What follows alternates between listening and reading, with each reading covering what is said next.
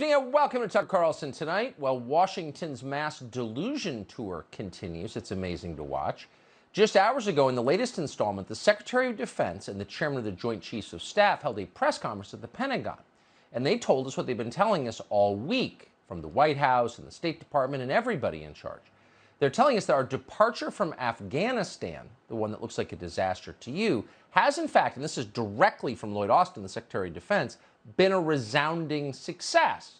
Of course, if you subtract the 13 dead Americans, the 24 trapped school children, the Afghans falling off airplanes, or the fact that we armed the Taliban with $90 billion worth of automatic weapons and helicopters, it's been great. They're saying this so often, however, that it may not be propaganda. It is starting to seem like everyone in the Biden administration actually believes they just won. And that might explain why they're promoting Jennifer Rubin columns from the Washington Post and walking away from reporters without taking any questions. They don't have to explain themselves. It's obvious this is a victory. Watching all this should worry you. There are only two explanations for it. Either every senior government official in Washington has been chugging ayahuasca and has departed from reality on the early train, and that's possible, or on some deeper level, maybe they're actually telling the truth as they understand it. When they say this is a victory, maybe from their perspective it is. Maybe what looks like chaos is in fact a plan of sorts, and maybe that plan is working just fine. Now, how can that be, you ask? This is all clearly a disaster. It's on television. Voters hate it. The polls show that very clearly. So by any normal calculation, politically, Democrats would be very worried about the next election. They're going to be punished, obviously, in the midterms. And Republicans are all excited about the whooping they think they will deliver. And yet Democrats seem strangely content and self-confident. Why? Well, here's one theory, unproven, of course, just throwing it out there to think about.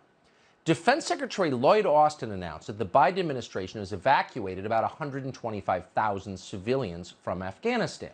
Only 6,000 of them, Lloyd Austin told us, are Americans. The rest are Afghans. And of those, very few of the Afghans were translators or aides or contractors, the allies we're hearing so much about who fought with the U.S. military and who deserve our support and may deserve our support. Of that group, there are only a few thousand. You can be sure of this from a lot of different signs, but here's one sign. The health department in Alexandria, Virginia, a very liberal town, is taking thousands of refugees. And the health department there just put out this urgent request. Quote, Alexandria Health Department is looking for Pashto Dari speakers to assist with translation support for recent arrivals. Oh, so the one thing we know about these recent arrivals is they're not translators, because translators probably wouldn't need translators. These are instead refugees who don't speak English. So the question is, where are they going next? Where will these people be living 3 years from now? That's a fair question. You can tell it's a highly relevant question because whenever you ask it, the Biden administration servants in the national news media start to screech about how you're a racist and need to shut up immediately.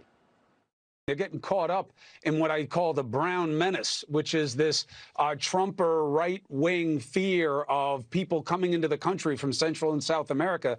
These people seem to be getting swept up into that xenophobia. Stephen Miller's response to the collapse of Afghanistan, the fall of Kabul, the takeover of the Taliban was, look at Biden, he's trying to get brown people to come into the country. It's sickening and it's pathetic. As we told you before, the little moron on the right did that hit from Chillmark on Martha's Vineyard. And we've been begging the State Department, please send 125,000 Afghan refugees to Chillmark on Martha's Vineyard because the people there are open-minded. Clearly they are. How many refugees do you think are going to wind up in Chillmark? Right around zero. But the funniest part is when those two characters describe the Pashtuns coming to our country as brown people. And that's hilarious because, for the record, they are not brown. They're likely whiter than you are. But whatever. The point is, CNN wants you to know that you don't have a right to know how many of these people are coming here from Afghanistan and where they're going. What neighborhoods are they going to be living in? But, of course, you have a right because it's your country. You own it. You pay for it. You were born here. It belongs to you. So you have a right to know what happens in your country. We looked into it because that's what we're paid to do. So if you've gone online recently and visited the official website of the State Department run by Mr. Tony Blinken, you'd have found a list of what they call welcoming communities. These are places where Afghan refugees, in particular special immigration visa holders, will be settling in the United States. And if you look at that list long enough, you may notice something, especially if you cover politics. You may notice that these communities include an awful lot of swing districts and swing states all over the United States. It's not just Virginia. 3 of these communities are in Texas, a state the Democratic Party has tried to flip for years now. It's their first priority. One of these cities is Austin, one is Dallas, another is Houston. The State Department has also urged Afghans to go to the state of Pennsylvania. Does Pennsylvania need more people? Probably not. A lot of unemployment between Pittsburgh and Philadelphia, but Pennsylvania is also a state that Donald Trump won in 2016. So maybe they should go there. Florida, Atlanta, Georgia, Nevada, Colorado, they're also on the list. Are you surprised by this? Funny. One swing state that's not on the official list is Wisconsin, but they're getting a lot of refugees from Afghanistan too. This hasn't been publicly announced. We learned on Monday when Congressman Tim Tiffany joined us to describe his visit to Fort McCoy in the state of Wisconsin. He said of the 2,000 Afghan nationals there, none were special immigrant visa holders, meaning none had worked for the U.S. military. None of them were, quote, allies, the people to whom we owe free health care. He also said that these Afghans, despite not being allies, were free to walk off the base anytime into our country and just move here. Like, whatever. No paperwork for them. Nobody was stopping them. And there are about to be a lot more people like this at that base. CBS News is now reporting that Fort McCoy is being asked to hold up to 13,000 Afghans. The governor of Wisconsin aware of this? What do the people of Wisconsin think of it? Nobody cares what they think. It's not their country. Oh, but it is. And you should be nervous watching this. In a truly democratic system, in a functioning democracy, the people who wrecked Afghanistan and humiliated the United States and sapped American power, maybe forever, would be punished badly in the midterms. They would lose power over this. They'd be held accountable. And they know that. So they're doing everything they can to avoid accountability, to avoid an election they will lose. They're flooding swing districts with refugees they know will become loyal Democratic Party voters. They're opening the southern border to more than 200,000 illegal migrants per month. That's the equivalent of nearly 2 Afghan airlifts every 30 days. And above all, they are using COVID to change how we vote. These are the tools they are using to maintain power, and maintaining power, let's be completely clear and never forget, has always been and always will be their only goal. And that's why the CDC, which for generations was a respected public health authority, and for good reason, was created to fight malaria, did a good job at that, now seems to be in charge of housing policy.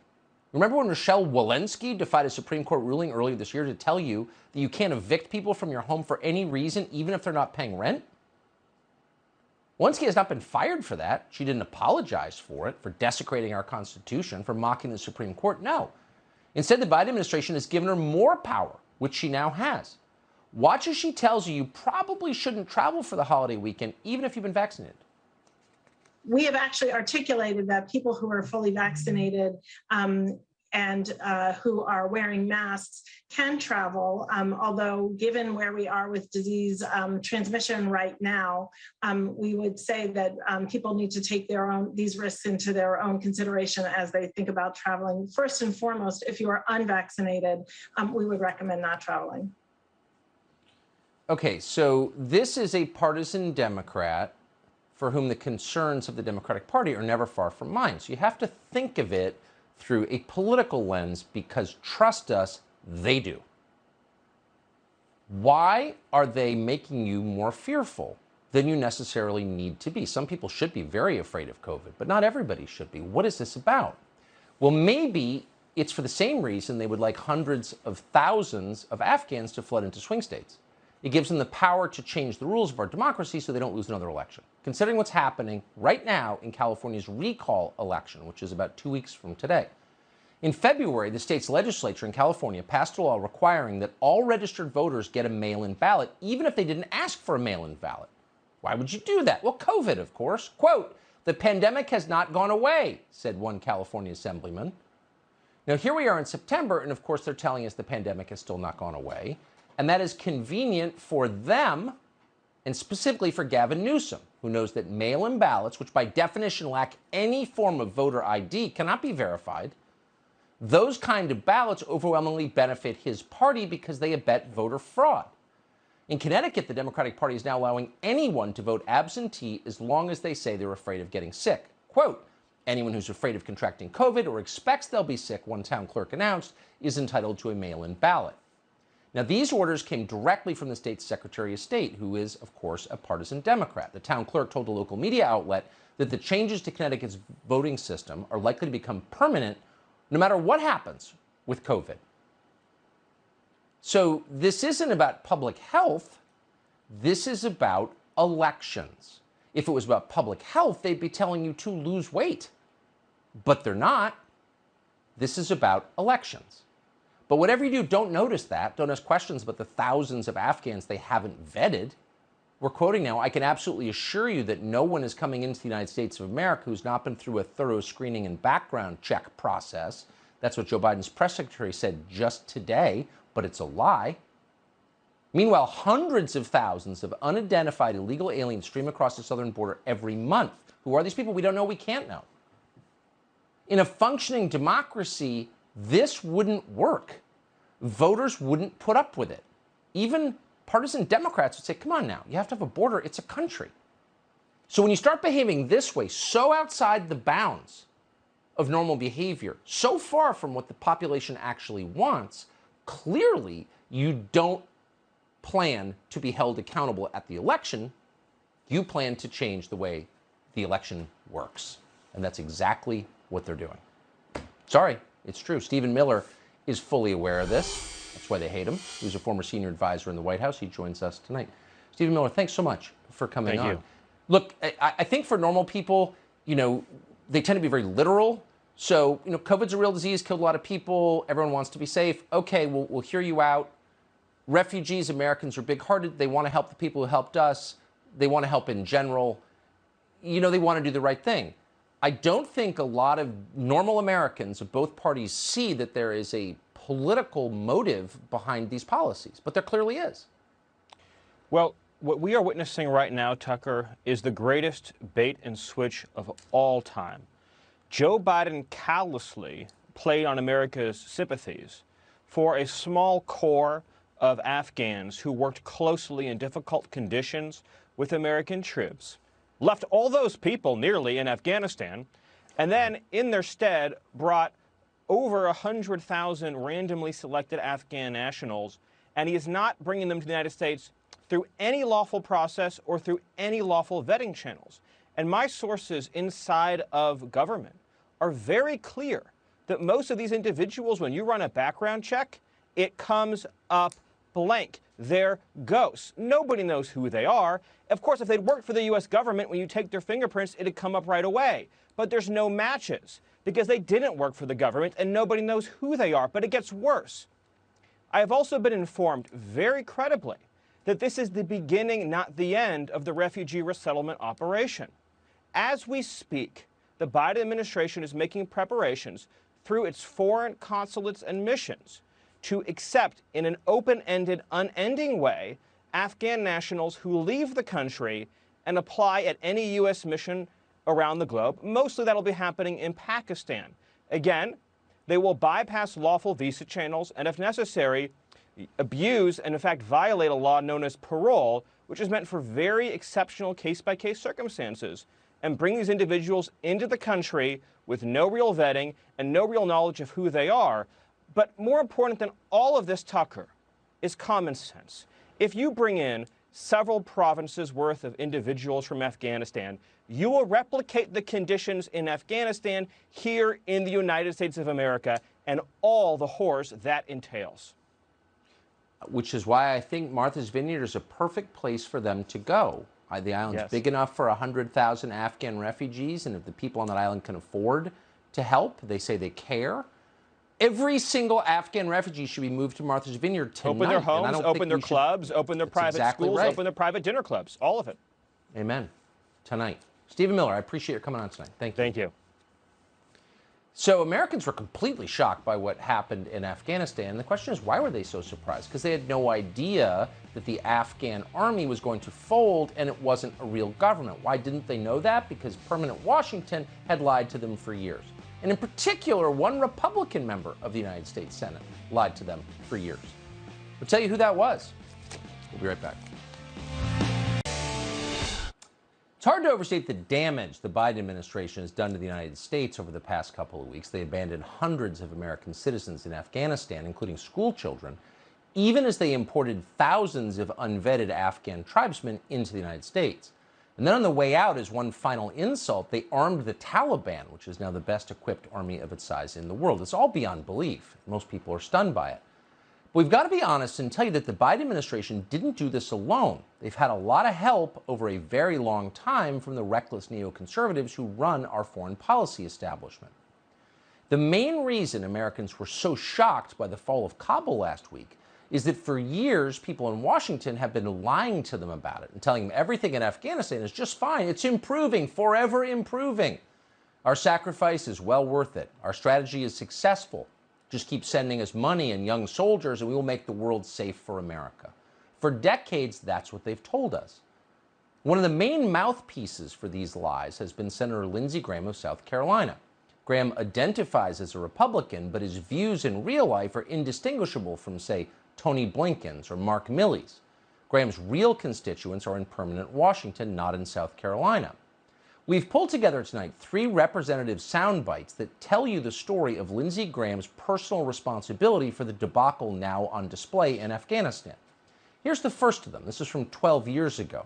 In it, Graham explains that as an Obama superfan, he is totally in favor of sending 35,000 more troops to fight a pointless war, despite the fact he knows perfectly well that many of them will die.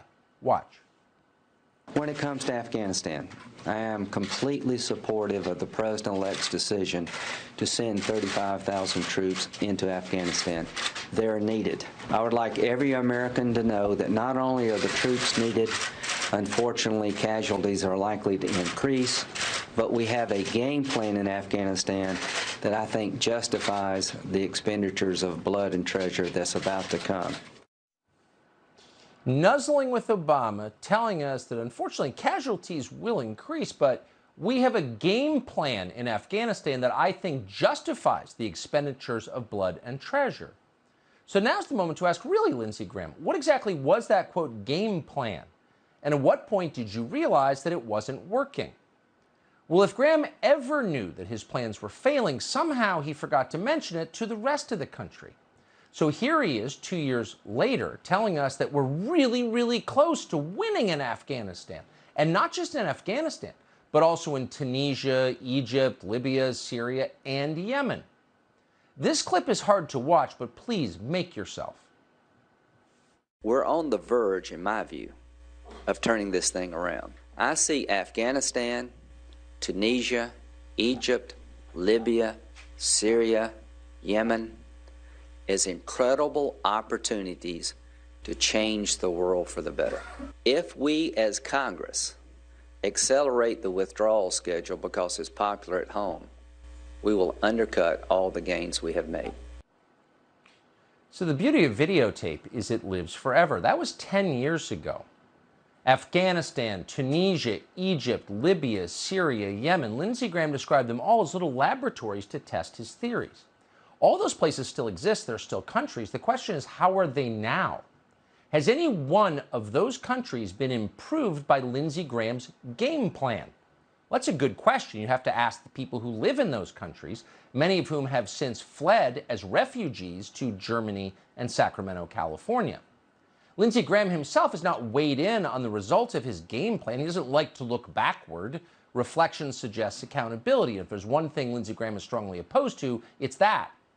Instead, by this spring, Lindsey Graham had dropped the talk of winning the war against terrorism or bringing democracy to the great unwashed. Those were yesterday's goals. The new justification for keeping troops in Afghanistan was the fight for global feminism. We've sent Marines to Kabul to tear down the patriarchy, Lindsey Graham told us. Keep in mind that Lindsey Graham said this with a straight face right into the camera. And here's the saddest of all news.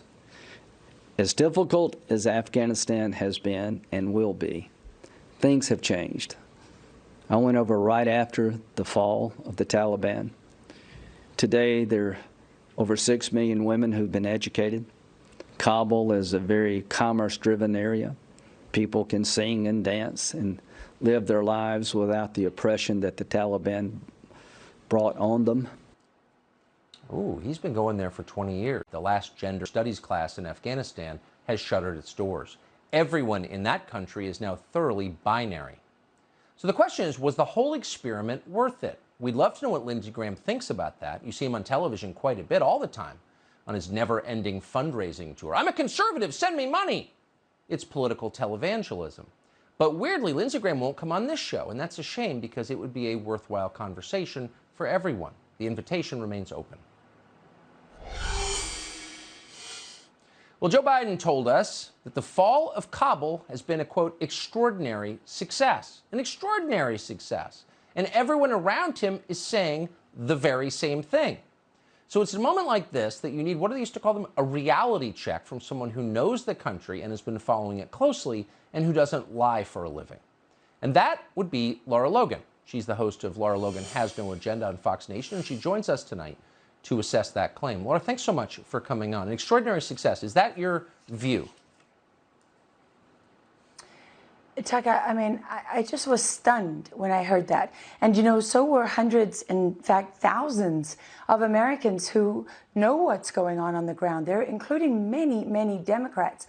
I cannot tell you how many Democrats I've heard from who say that they regret voting for Joe Biden, that they're ashamed to be American, that never in their lives have they ever felt that sense of shame.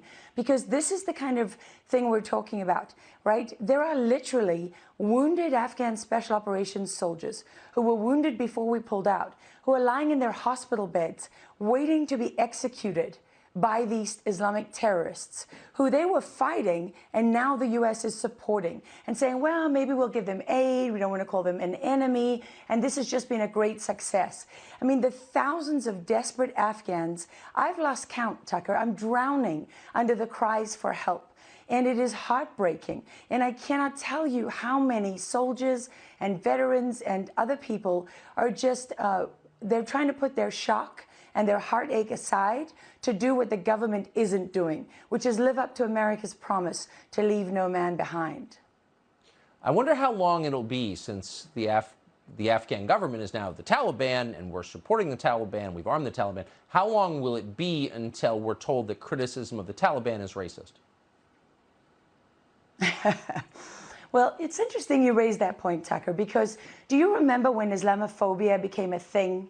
This happened under the Obama administration, right? Yeah. So you weren't allowed to talk about it. That was one of the early subjects that, you know, that radical sort of progressive ideology that came for all of us. You know, don't talk about any of this. You're pushing hate. Don't talk about this. You're a white supremacist. Don't vote for Trump. You're a terrorist threat, right?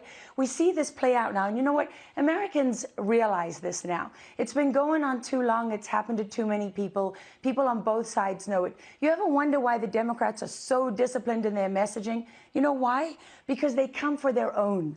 These people will eat their own alive, Tucker. Yes. You know, and then ask for seconds. That's how they are. They are the embodiment of evil. And when you have Afghan, you know, there's other Afghans like Afghan Special Operations Forces with no legs, whose legs were blown off in combat, who's, you know, one guy that I spoke to, his wife is on the run.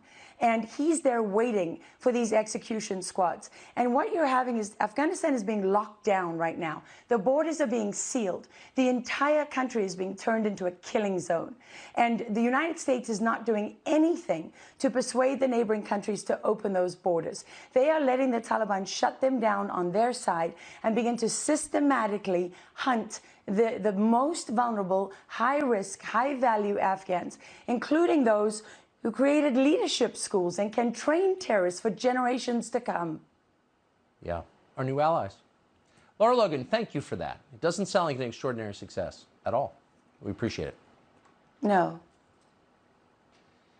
So the CDC was created to fight malaria. They did a pretty good job. Then they oversaw the nation's public health and they were fine. Then they became in charge of housing, and now they're in charge of language. So now the CDC has come up with a list of new words you're not allowed to say ever again. And in the interest of public health, we'll tell you what those are next. One of the defining characteristics of our ruling class is this impulse to come up with labels for large groups of people. Doesn't matter whether the people want those labels, they get it. The point, of course, is to strip people of their individual identity. There's nothing unique about a member of a group. He's just a drone working toward the greater good. So, for example, something like 3% of Latinos say they want to be called Latinx, but the Biden administration does it anyway. They don't care what the people who they're calling these names actually think. Nobody cares. It's all political. Many public libraries now have whole sections dedicated to writers who identify as LGBTQIA plus or whatever.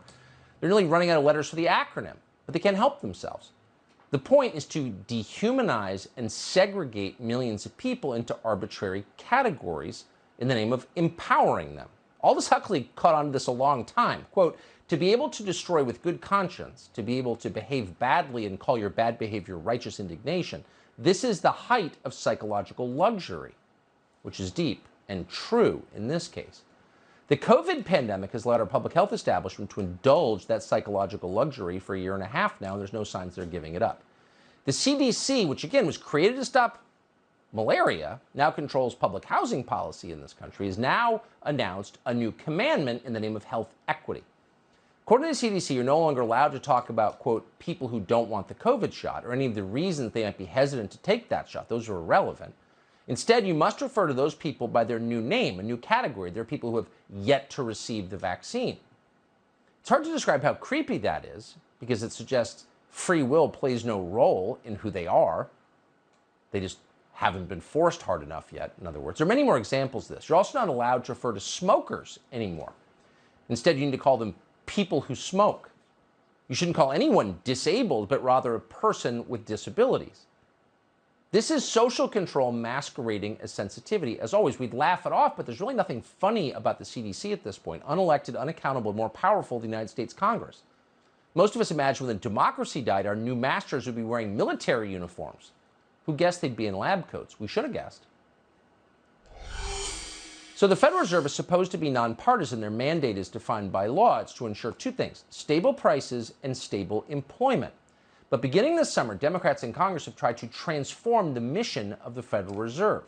Now, Sandy Cortez, who literally couldn't balance a checkbook, who's never had a real job, has decided we need to turn the Fed into a vehicle to fight global warming. Imagine a world where Sandy Cortez weighs in on Fed policy or the power grid. But she does, quote, we urge President Biden to reimagine a Federal Reserve focused on eliminating climate risk and advancing racial and economic justice. How's that going to end when people with literally no skills whatsoever, who can't do anything, who couldn't program a microwave, are in charge of the most complex and significant systems in the country? Go back to the Gender Studies Department. You could really break things. Dave Rubin is the host of The Dave Rubin Show. We're happy to have him. Dave, thanks so much for coming on. So it seems like the least qualified people are grabbing massive amounts of power. I mean, massive amounts. Tucker, for the record, programming a microwave can be a little complex. I've never really understood the defrost thing. Fair point. I think you know this. I just took a month off. I do a month off the grid every August. Amen. And I get to step away and then try to think about some of these issues at sort of a further level than the day-to-day political fight that we're constantly in. And the truth is, as your lead-in is pointing out, they are here to have a government takeover of absolutely everything. There is no institution that AOC and the progressives don't want to take over. There is no governmental structure that they don't want to change or alter or completely destroy. And until the rest of us really realize that fact, and it is a fact, until we realize that everything that we hold dear is now being either dismantled or ready to be put on the chopping block, they will keep coming for these things. They want government control. They want giant government institutions and government layers to control everything you do, from what you eat to what you think to where you go, when you can leave your house, and down the line. But it's all about the group. I mean, these are clearly people who feel powerless and inept, and only by controlling large groups of faceless people beneath them do they feel any satisfaction at all. I mean, they're only about power, not about competence. No, Well, they hate the individual. The individual, Right. your ability to think for yourself, make decisions for yourself, decide how you want to live, how you want to work, what relationships you want to have, what type of family you want to have, what type of community you want to live in. Those are the biggest threats to people that want top-down power. That's why they want everything always to be done federally. That's why they want the federal government to take control. They don't like states' rights. They don't like local rights because they don't like you. They like themselves. They don't like you. Man, is that true? Certainly in my case. They don't like you. No, they don't. They certainly don't like you, Tucker. Dave Rubin, great to see you. Thank you. Good seeing you. Speaking of skills, Jack Carr has a lot of skills. What an impressive and good guy. Former Navy SEAL sniper. He served in both Iraq and Afghanistan. Now a best-selling novelist, amazingly. He analyzed the Biden administration's strategic failures in Afghanistan and joins us to explain what they are. Plus, we're planning to bring you a brand new website at newtuckercarlson.com this fall. Before we do, you can order a signed copy of The Long Slide and cut big tech out of the equation.